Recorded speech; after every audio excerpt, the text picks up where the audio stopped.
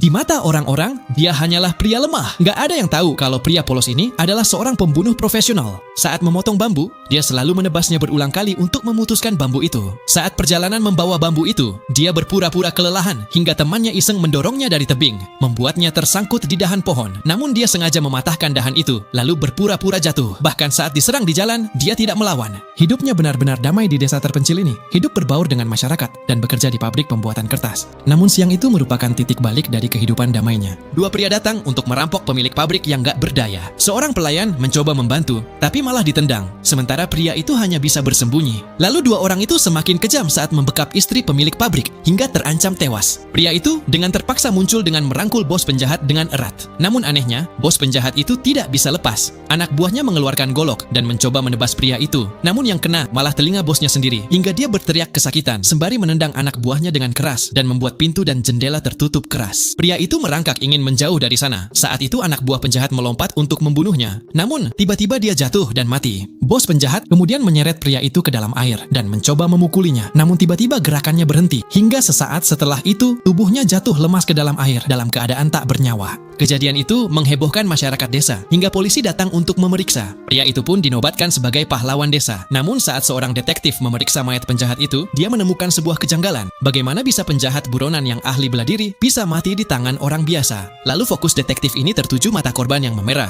Dia akhirnya tahu bahwa penjahat ini terkena pukulan di pelipis, titik yang bisa menghentikan jantung. Di TKP juga ditemukan gigi yang patah. Detektif itu akhirnya memanggil pria itu dan mulai merangkai kejadian sebenarnya. Bos penjahat itu tidak bisa melepaskan diri karena pria itu menggunakan teknik bela diri untuk menahannya. Telinganya bisa terpotong karena sebenarnya pria itu mendorong tubuhnya ke atas saat anak buahnya akan menebas. Saat dilempar, pria itu sengaja memanfaatkan hal itu untuk menutup pintu dan jendela agar kejadian sebenarnya nggak ada yang melihat. Bahkan dia juga memukul bos penjahat hingga giginya protol. Serangan ke arah dada anak buah penjahat itu juga dilakukan dengan senyap hingga jantungnya berhenti. Kemudian, yang menyeret ke dalam air bukan si bos penjahat, melainkan dirinya sendiri. Karena di air, dia bisa memanfaatkan tekanannya untuk melemahkan tubuh si penjahat, sehingga bisa dengan leluasa memukul pelipisnya sampai pindah alam. Akhirnya, sang detektif mulai menyadari betapa bahayanya pria yang pura-pura polos ini, hingga diketahui bahwa ternyata dia adalah anak dari pemimpin kelompok pembunuh paling kejam yang meninggalkan klannya untuk memulai hidup baru di desa yang damai, tanpa ada yang tahu identitasnya.